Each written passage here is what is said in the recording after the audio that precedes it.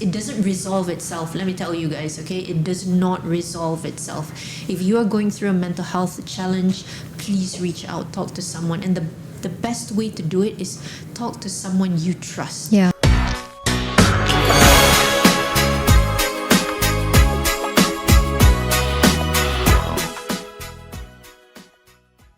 Hello everyone, this is another episode of Nadia Did It Again. Today we have a very special guest with a very special topic that I want to talk about because it's very relevant in today's time or maybe even back then. But let's have a conversation about it today in great depths. With me is Anita Abu Bakar. Hi Anita, welcome to the show. Thank you so much, Nadia, for having me. Yes, And how are we're you? glad. I'm good, Alhamdulillah. Alhamdulillah. I'm glad that you are here today to talk Thank you about for having me. something that's very close to your heart. Very close to Yes. my heart, indeed. So yes, my podcast is called Nadia Did It Again. Did what again? I'm not really sure. But what I always do with my guests in the beginning is for you to put on your own jingle of Nadia Did It Again. We know the version by Britney Spears, her song. But can you put your own jingle and your own tune to it and just sing my it just a little bit? Just give me a 3-second jingle. Okay. 1, 2, go. Can't think. Whatever fits your mood right now. A song, any kind. Just a Any jingle, like, you know, the ones that you hear in adverts. Okay. Some did it very rocky, very, with a rock edge. Some did it with a very melodramatic kind of tune. Oh my god, I'm so not a. Just give us a 3-second jingle. Nadia did it again. I don't Love! Don't know. Thank you! Okay, hopefully that didn't suck too much.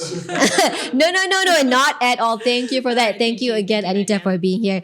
So, we are going to talk about mental health. Yes, we Anita, you are a familiar figure. I think a lot of people have seen you talk, maybe on, on the stage, in seminars, conferences, and also on social media. Yep. You are a true advocate, a strong advocate, a try, very vocal I try. advocate of mental health. I am vocal about it. That's good because people need to be aware about it, Yes. need to learn more about what is the importance of taking care of one's mental health. Indeed. But before we go into what you do, Anita, we want to get to know you a little bit more. So let's get to know Anita Abu Bakar, everyone. Okay. So I found out that you were born and raised in the US. Is that right? UK and Milan. UK and Milan. You yes. were raised And there. Yes, and then I studied in the US for my undergraduate. And your background is in computer information systems, Yes. which has nothing to do with what we're going to be Nothing to talking do with about that. today, Yes, right? Yes. So I majored in computer information systems, Yes. but I minored in management information systems. Right. Okay. And then my master's is in Islamic banking and finance. Wow. Yes. So very different, right? I like everything. So yeah. And that's why you went into corporate. That's why when I went into corporate. That's Okay. right. Yes. And here you are today. You're an advocate of mental health,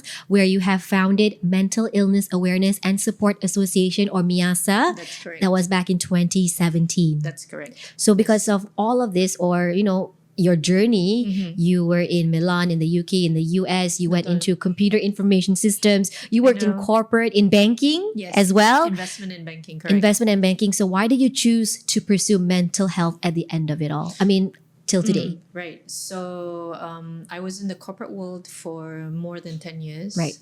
Loved my job. I'm a perfectionist. I say it's a blessing, but also a curse.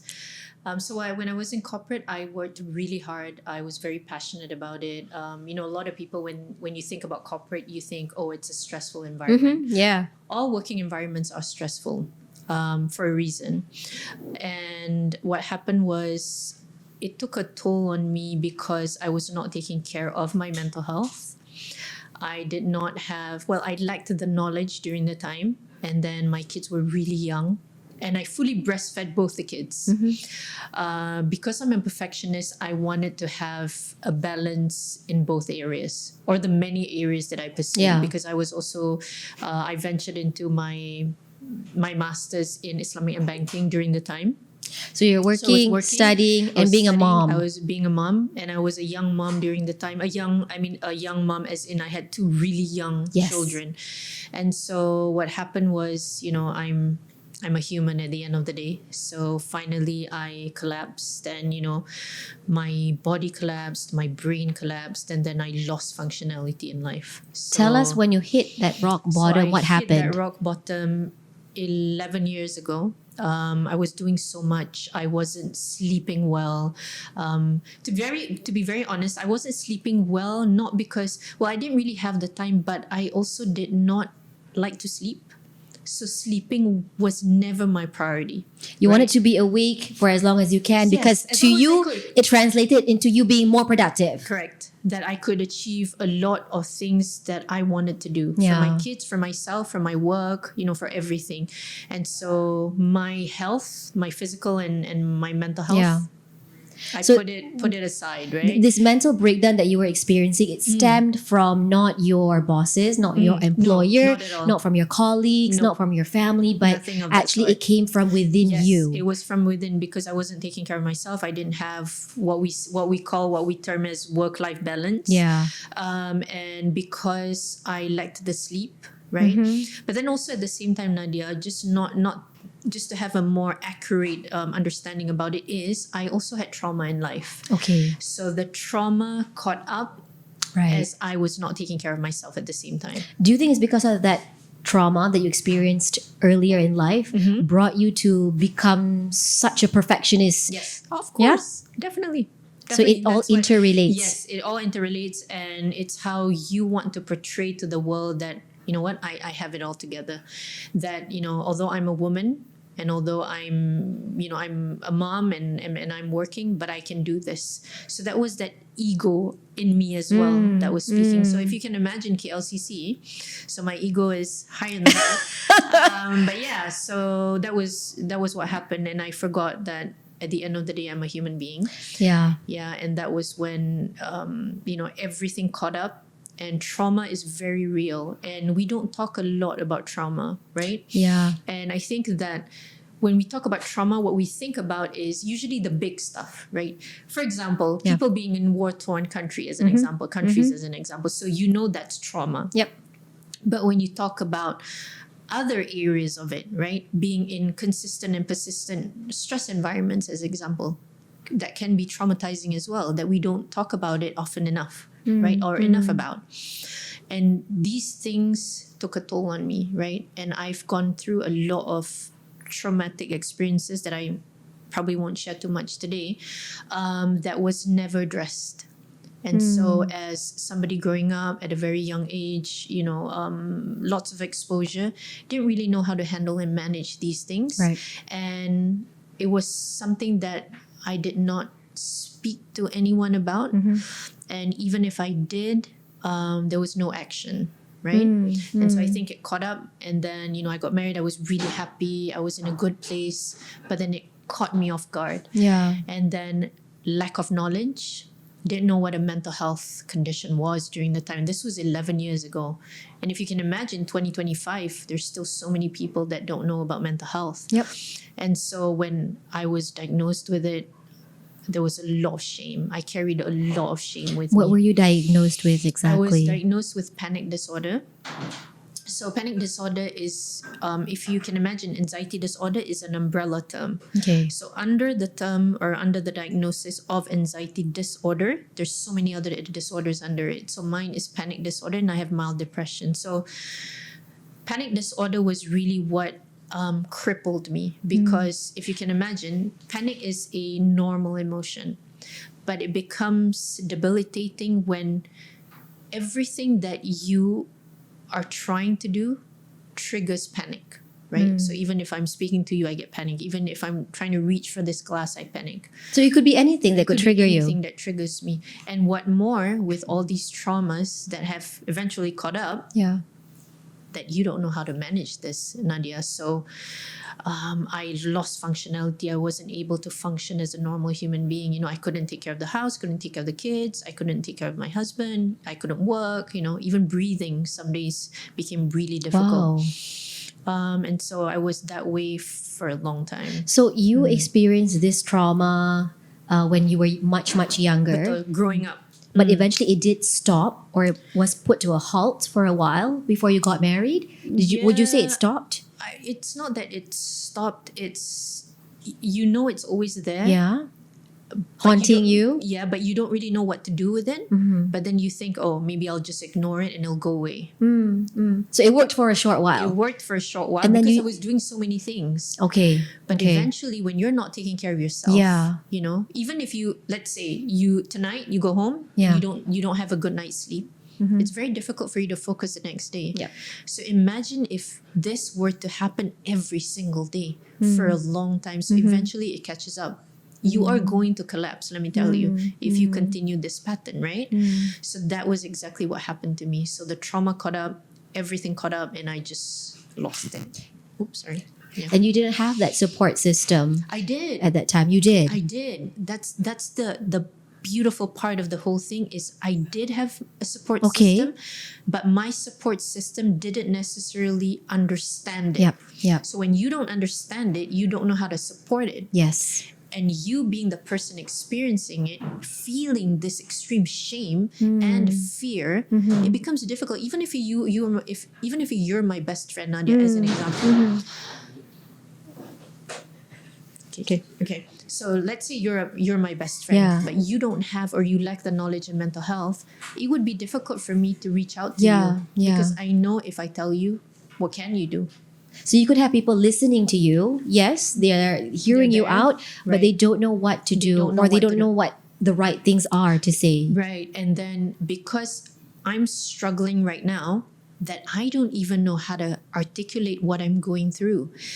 Because if you can imagine, the analogy is like my brain, it's so catastrophic that it's like it's trying to kill me. And then I don't know how to share that across because 11 years ago I did not have the vocabulary because I'm confused. I don't even know yeah. what is this thing that I'm experiencing. You're not able to decipher what is it that Betul. you were experiencing or are experiencing. Yes. I mean, you know what happened to you, Right. but you don't know how to convey it in words. Betul, I didn't have that vocab during the time, so it was more of numbness Yeah. and a lot of crying, a lot of frustration, a lot of panicking, and every single day I would ask myself, is today the day that I will die? So that's constant, and a lot of people struggling with mental health challenges, that's usually what they think about. Maybe today is the last day. So when you met your husband was fully aware He's of what fully aware. happened to you, your history. Right, he is, and he didn't understand it during the time. Of course, nobody did. Nobody in my family understood. But I only trusted my mom and my husband. And so what happened was, my mom's in the village, so she came. I made that one phone call, and like I said, my ego is really high. I've never asked for help. Yeah. And there was a lot of shame in asking for help. And so asking for help was something that I really needed to learn during the time. And I did. Yes. So I picked up the phone. I said, Mommy, I need help. Can you come? And she knew something was up because I never asked for help. So she came and she stayed with me for 6 months. A lot of us memang liat sangat, memang rasa mungkin malu segan nak minta tolong Betul. because they think, oh, I am a fully grown adult. I can deal with this on my own. Betul. Why do I have to involve other people? Right. So they tend to resort to self-remedy Betul. for whatever Kita rasa, issues that they're experiencing.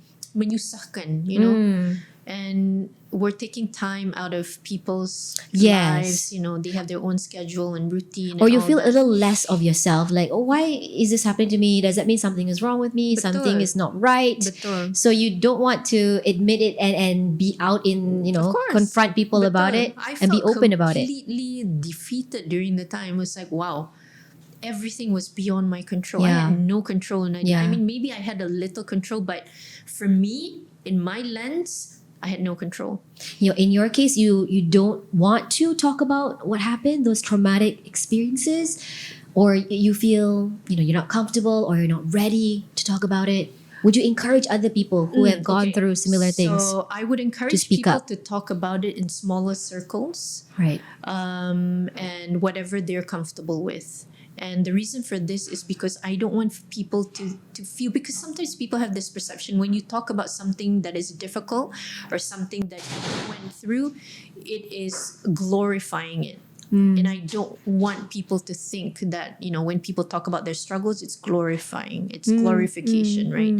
And it takes a lot of courage and bravery when you're trying It to talk. definitely does. Betul. So what I try to do is say enough so that people understand, but not so much that you're oversharing, or maybe it could resort to, people having the perception that you're glorifying at the same time. Because I have a lot of, peers out there that tell me all the time during our safe circles that, Juanita, I've stopped talking about circle time because people tell me that I'm glorifying it. And so I feel kind of sad when people say that, because let me tell you guys, it's not easy to be vulnerable and talk about Of your course, struggles, yeah. about life experiences that have really impacted you and affected you psychologically, emotionally, socially, economically, spiritually. It's everything.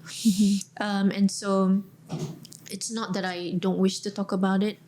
I'm very careful with what I say. I always say this, anyone that watches, hundreds of my videos, I'm very careful with what I say, because I do not want to reinforce stigma. I want to ensure that whatever we say, it's of accuracy, it's safe to talk about, and that we can encourage and inspire other people to share enough that it, I always say this, where it unlocks, it's like a key that unlocks someone else's struggles, right? Because when they hear you speak, then they're like, okay, maybe I can reach out. Precisely. I think it's different with from one individual to another. Definitely. Sometimes to them, it's an outlet for them to talk about it, to express what they have gone through, Betul. to meluahkan perasaan. To them, Betul. it's an outlet that's very positive and healthy for them. For others, they prefer to be a bit more reserved and be open, but only in the safe spaces, in the safe Betul. circles, small circles that when they are with people that they trust, that they Betul, trust. betul. So we can see that this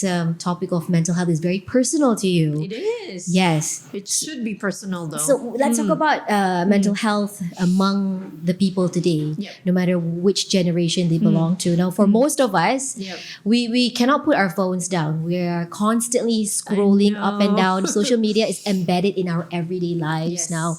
So I think why I've brought up social media is because it's a big part of what has been attributing to our mental health, state of our mental health. It has. Because when we're on social media and we're doing that scrolling, we're thinking, I'm not pretty enough, I'm not rich enough, I'm not glamorous enough, I'm not Basically, smart enough, I'm not enough. You're just comparing yourself with others. Betul. So what does this actually do to our brain? Betul.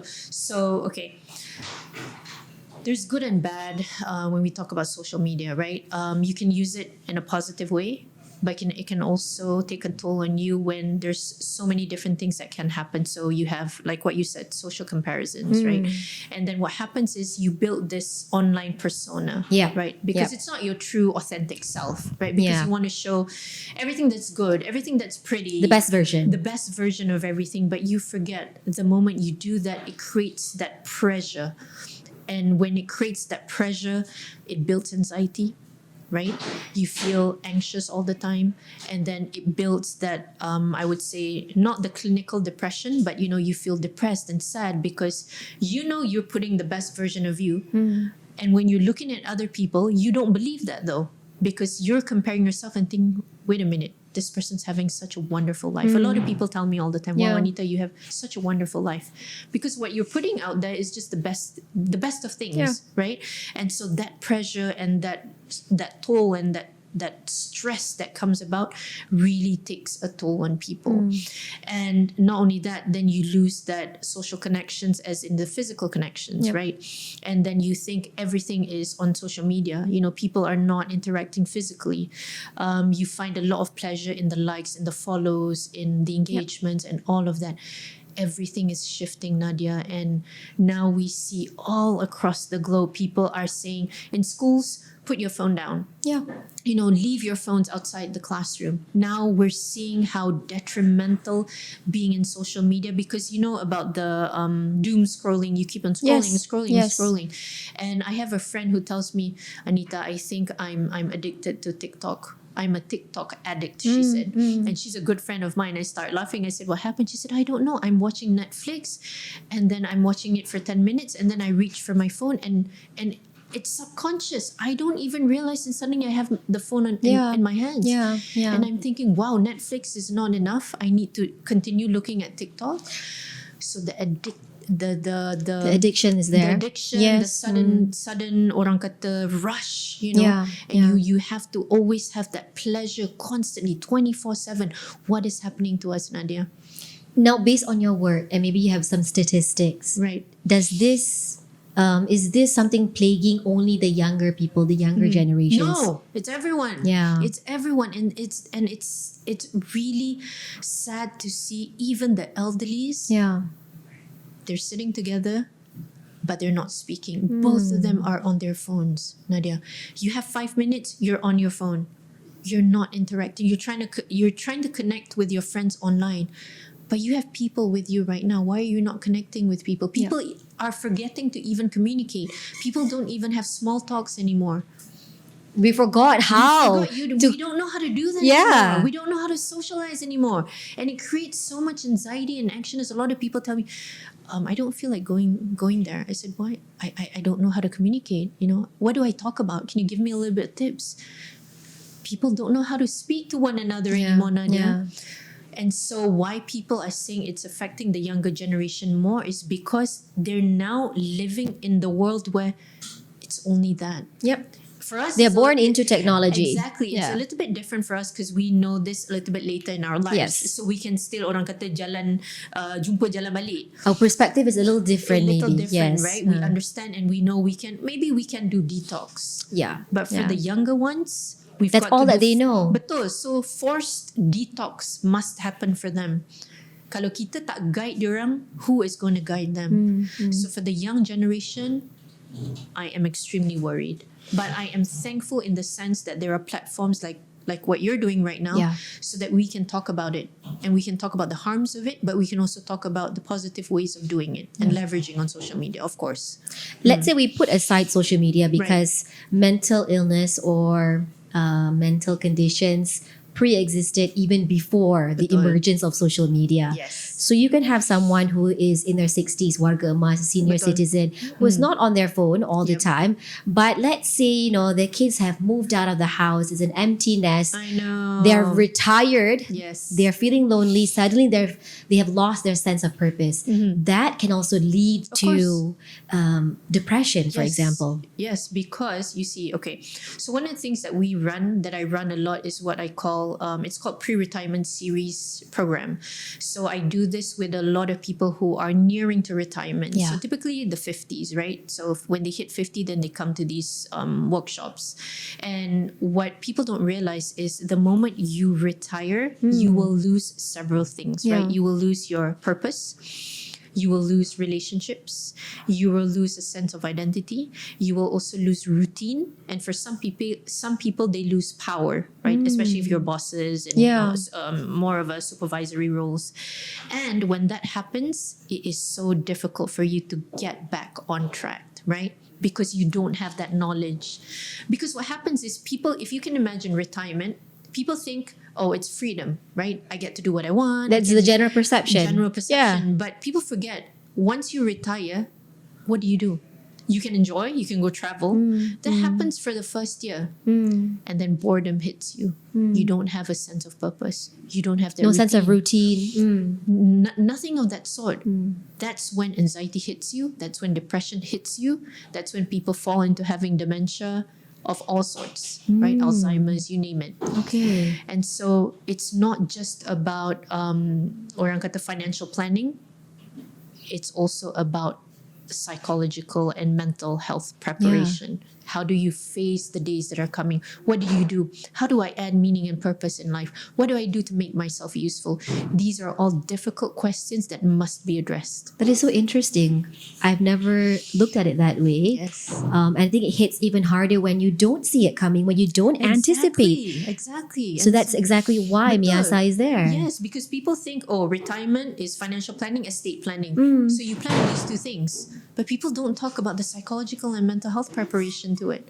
And that is the part that takes a toll on the tsunami of retirees that come in. And because they're all retirees, they have their And kids, empty nest, like you the said. empty nest, yes. So you don't have the support system anymore. And they don't want to talk about it, And you maybe. don't want to talk about it because there's fear, there's shame, there's so many things. And then you sit in isolation and kids try to say, Mak, jomlah, come to my house and stay with me. Oh, tapi mak nak jaga pokok dekat rumah, dekat kampung. And then some of them are ill. Some of them may be bedridden. Some of them, want to be in their safe comfort zone, dekat rumah, dekat kampung and all of that. And nobody takes care of them. Tapi we forget it's not just about the company. It's about the mental health part of it. So how can the people around, whether they are senior citizens who have just retired or whether you are a very impressionable 21-year-old who is just starting their career but always on social media, Right. how can the people around them or the environment help become a very strong and solid support system? Okay, so a couple of things. Support system and the environment is very important.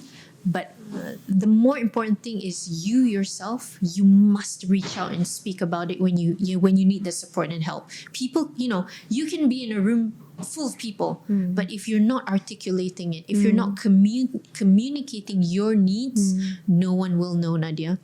So the most important thing is talk about it. There is no shame. I know there's a lot of fear. I know you feel that there is a lot of shame, but trust me, if you don't reach out, it will get worse. It doesn't resolve itself. Let me tell you guys, okay? It does not resolve itself. If you are going through a mental health challenge, please reach out, talk to someone. And the best way to do it is talk to someone you trust. Yeah. Talk to someone that you know has your back. That's exactly what I did. Yeah. When I was struggling, I always say this, my mom is one of the best caregivers or care partners because, I would cry and I would say things like, how long am I going to be this way? How do I get over this? And when I cry, she will tell me, you know what, dear, I don't understand what you're going through, but I'm here. I'm here if you need me. And she'll just cry with me. Or she'll just, hold me and then I'll just cry. And my husband does the same. At first, of course, he was really helpless. So just to be very honest, and that's the brutal truth where, he was really angry at the same time. Because sometimes people don't understand. For men, when they get angry, when there's outbursts, these are all expressions of pain, right? Because the expressions of pain for men and women are different. For a woman, kan Nadia, if you're in pain, mungkin nangis, kan, mungkin you talk to someone, you vent out to your best friend, or your mom. But for the men, it usually translates to anger or aggression, right?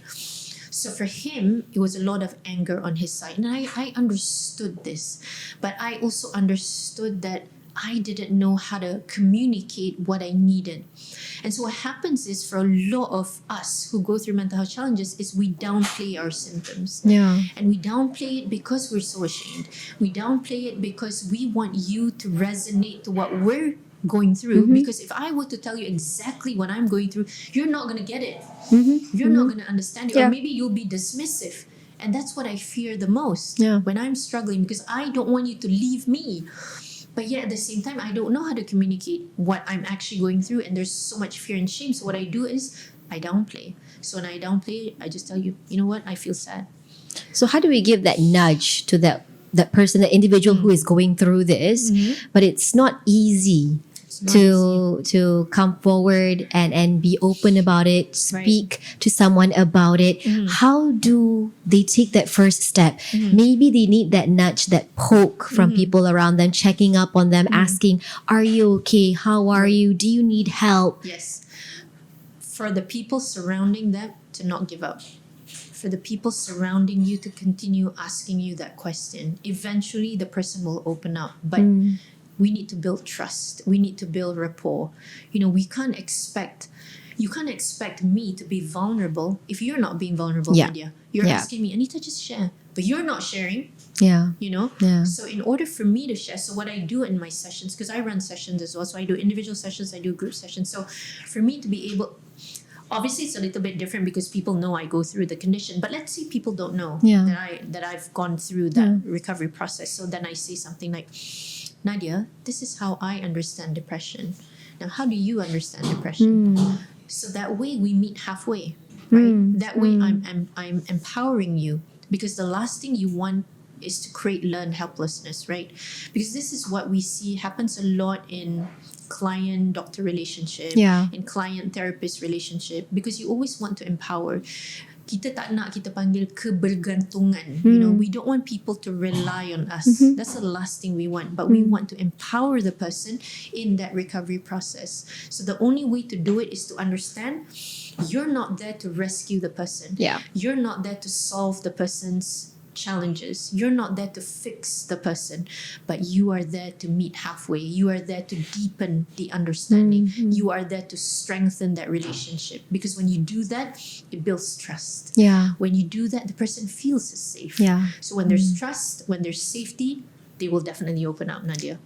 So it's Yeah. not a short process, you know. Of course. It takes a bit, right? So knowledge is important, because when you have knowledge, then you know how to maneuver it. Yes. If you don't have knowledge, that's where people get stuck. Juanita, I don't know how to help the person. But you are already in a position to help. Please seek some knowledge. Yeah. Because then, if not, you're going to lose that opportunity. Because maybe that person didn't sleep for a week debating, right? Should I tell Nadia or not? Should I tell Nadia or not? Finally garners this courage. I'll tell Nadia tomorrow during Nadia Did It Again podcast. Yeah. And then the moment the person shares it with you, you judge, you label. And then that person's greatest fear becomes the truth. Yes. And then now you're silencing him or her. And then you lose that opportunity to be of support and help. So it's a very delicate territory Very delicate that needs to be dealt with very carefully. Very carefully, Now, I would say. I mentioned about self-remedy. Yep. Some people may think, oh, I do not need professional help. I do not need to see counselors or psychiatrists or psychologists. Right. What do you have to say to those people? I understand why some people would have this perception, because the first stage that you would experience is denial, right? Because it's not easy, Nadia. Can you just imagine somebody comes to you, or a professional comes to you and say, you have a mental health condition. Nak terima benda tu, subhanallah, susah sebenarnya. So that phase of denial, that will hit first, right? You got to give the person some time for the thing to sink in, right? And then once that process is kind of okay, you know, now I'm accepting it, I'm trying to embrace it, then you come in, right? So it's important. You need to give the person time. Again, time is the key over here. Time is key. And another key thing that I want to say as well is, don't benchmark yourself with another person's recovery process. And I see that a lot of people do this, don't. So that's why a lot of people can. One of the FAQs, orang suka tanya, Anita, how long did it take for you to go through that recovery process? And the reason why it's difficult, I mean, I can share it, it's 2.5 years. But the reason why I don't like to say it is because I did the same thing when I was struggling. I asked the person, how long did it take you? And the person told me 6 months. I benchmarked, Nadia, my recovery process with the person. So once the 6 months hit, I wasn't better. Then I was like, crap, what's happening? Yeah. What did I do wrong? Where did I go wrong? And then you're feeling even worse off. Exactly. Because you benchmarked yourself. And again, like what you said, everyone's different. Your environment is different. Your support system is different. You're different. Your coping mechanisms are different, right? What you went through is different. What the traumas are different. The contributing factors are different. Everything is different. Yeah. So when you want to recover and heal, you have to remember that you have to go at your own pace, at your own speed, and you are not the same like other people. No, Even though what you experience was similar, but how you deal with it is different. Betul. Even if it's the same diagnosis, even if you have a panic disorder and I have, but it's different. Yeah. But also at the same time, having said, you know, take your own time. But if your loved ones are seeing you and witnessing that you're in that maybe vicious loop and cycle, do something about it. Don't leave your loved ones, right? So say, come on, let's do something, right? Let's go out for a walk, you know, let's go for a gym class, you know, let's do some hobbies together, just so that the person now moves.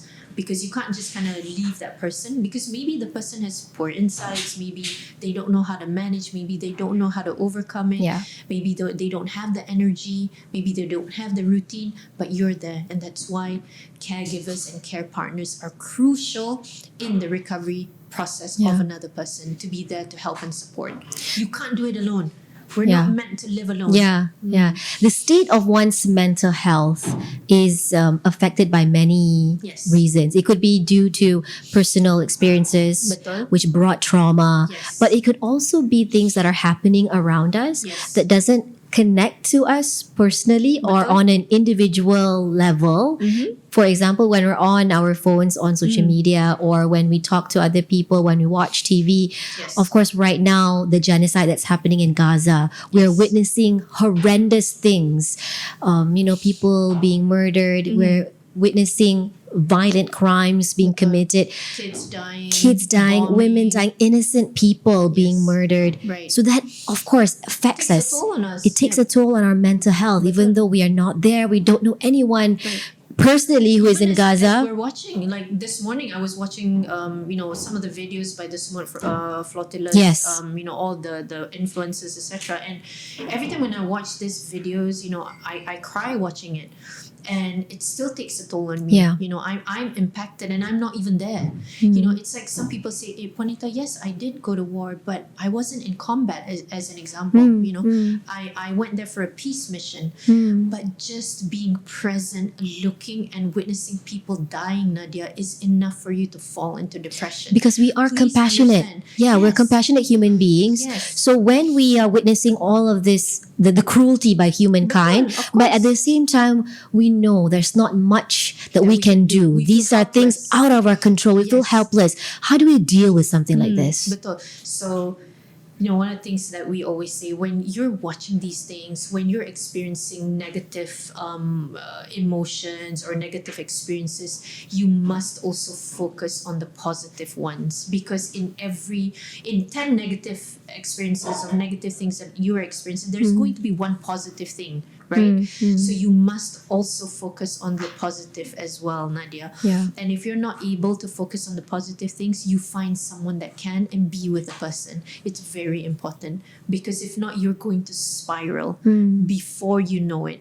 So it's important to have these voices with you. So, I'm very fortunate. Like I said, I have a good support system. I have really, really good friends, sahabat, that will tell me sometimes when I'm down, they'll say, get up. You gotta get up. Yeah. You need these people, you need these voices, and I try to do the same. So even in my formal sessions, when people come to me, and Alhamdulillah, what I like is a lot of people say, if you want the truth, talk to Puan Anita, she'll give it to you. Because you need it. You need someone to be firm, right? Kita ni Melayu, Nadia, kita suka lapik 10 lapik bila cakap. It does not serve its purpose, right? When someone is going through hardships, they also need to hear some truth. They also need to hear the hard things. So one of the things that I say is engage in difficult and hard conversations. Yeah. Betul? A lot of people like to validate and validate and validate. You can validate if it serves its purpose. If there's no purpose, don't do it, because it worsens the person's situation. Okay? But Anita, there are also people who will come to you if, let's say, you have confided in them. Okay. They will respond by saying, us being as Muslims, yes, faith is very important. It should be a very big element or component in our lives. Then they will come to you and say, bawa bertenang, bawa banyak-banyak bersabar. Betul. Mungkin ini iman tak kuat. Betul. Go pray harder, pray more. Betul. My comments? Yes. Okay. So I completely understand this. It's because we don't have enough resources within us. We think we don't have enough resources within us. Okay. Let me tell you, you do. Okay. So let's widen that vocabulary a little bit more. Let's increase that mental health vocabulary and literacy. Then we will have more things to say when a person is struggling. Now, when a person struggles, it's not because they don't know about sabar. Diorang tahu diorang kena sabar. But try to say something else whilst they are trying to find that sabar tu. Okay. Maybe it's not helpful during the time, so you can say something like, as an example, Nadia, I don't understand what you're going through right now. Or, when I hear you speak, it troubles me. These are all validation tau. Dia bukan validation macam what you're going through is valid. That can also be Yes, powerful. you don't sebenarnya. necessarily have to provide a solution, Betul. right? Orang selalu ingat kena solution. Yeah. No, the Yeah. person who is struggling pun tahu that you don't have a solution. Yes. We just want you to listen. Yes. We want to be listened to. We want to be heard and listened, seen, tapi most importantly valued, even though we're struggling. I think this is key.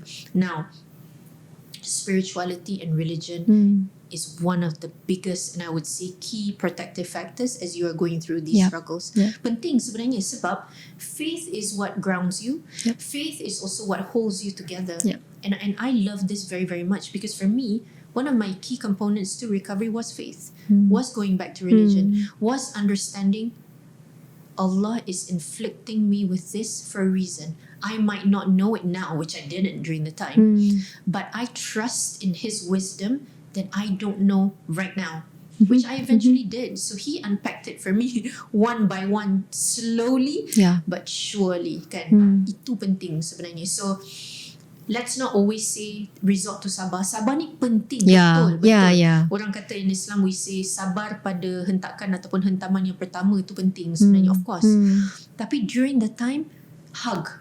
Why can't we do other things? Hug the person, talk to the person, communicate. There's so many other more practical and helpful ways that we can be of support other than saying sabar.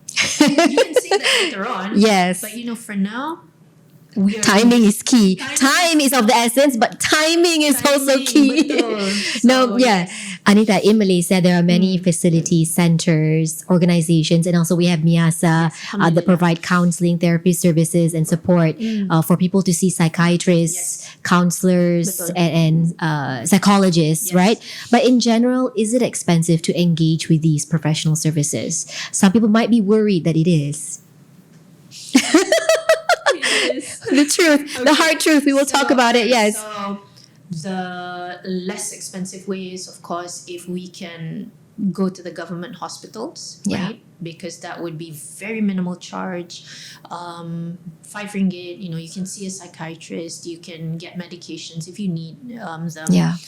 However, the waits are long, right? You can go to a health clinic as an example. You can do assessments. You can do mental health assessment or clinical assessment. So the easiest way is always to go to a mental health NGO, Okay. social enterprises, these organizations on the ground who are closest to the people who are struggling because we are all in the community, right? Yeah. But just to cut it short, yes, it's expensive, but you have alternatives for less expensive ones like MIASA Malaysia. Our essential services are at no cost for the B40 community. That's so we great. provide free therapy services, counseling, spiritual therapy, peer support, things that are essential for recovery. We do provide it at no cost, but we are struggling ourselves, of course. So we try as much as possible to find money, funds, via grants, donations. So if you know of anyone, any corporations who can provide, via CSR, Yeah. please do channel these funds to NGOs, CSOs on the ground because, on average, Nadia, we're looking at about 40,000 people who reach out to MIASA every single year.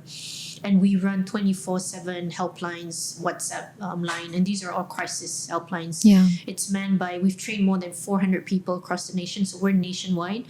We have centers in KL, Selangor. We've got centers in Kuala Terengganu and also Johor Bahru. So we try to have presence in, different regions of Malaysia as well. And also we do sessions virtually. So if people are not able to Yeah. come on site for whatever You make it reason, accessible. it's accessible Yeah. as well. So it is expensive for you to see a psychiatrist, psychologist. So it could range to 300 ringgit. So that's quite a bit. Okay. And then for some people, you might need, brand name medication, which costs a lot as well. So on average, if you're looking at seeing a psychiatrist, you're looking at medication, it could range in thousands as well. So it's a lot of money. So that's why we need insurance companies, Nadia. Yes. To come in to cover mental health, and it's still an uphill battle. But hopefully with all these awareness, a lot of people talking about it, that we can get more help, more funds for people who are struggling. Because let me tell you, the uptake for mental health services in Malaysia right now, 10 to 20%. sadly. Wow. I think maybe after, especially the COVID-19 pandemic, people have really started to become more aware, Yes. become braver Braver, you're to right. come out, and they don't feel like it's a stigma. But especially our young generation, especially the Gen Zs, they're very open in talking Yeah. about their mental health. Yeah. And even when we run, as an example, talks, at universities, when we ask, how many of you are probably experiencing mental challenges or issues, people just raise their hands.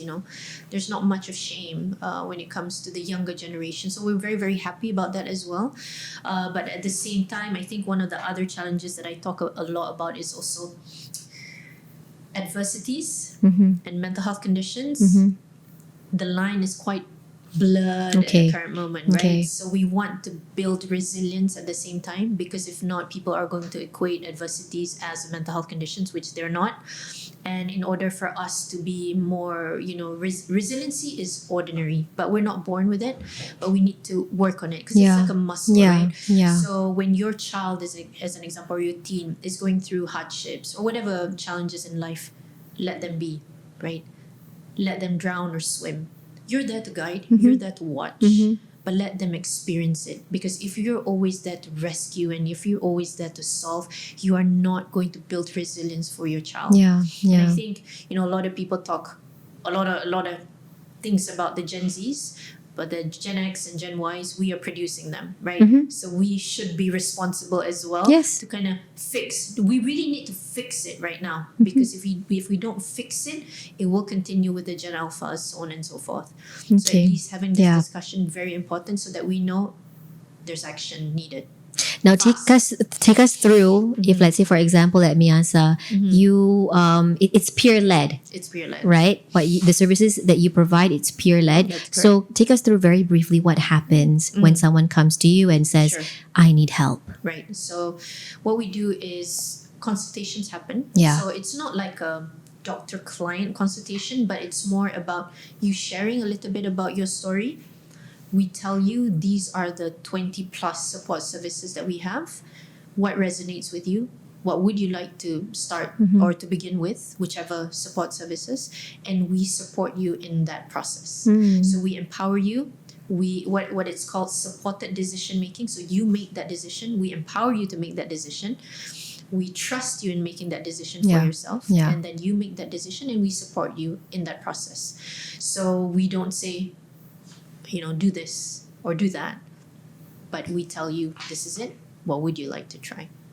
So you are letting your patient lead the way, choosing what they feel is best for them, but being, getting the consultation that they need from the professionals at the same time. It's 100% autonomy.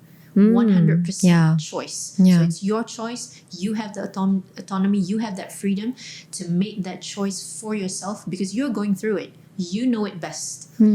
You think you might not know it, but you do. So we empower you in that process. So it's an informed decision, it's informed consent, it's supported decision making, it's meeting halfway, it's empowering you, and it's looking at it from a lens of experience. Right.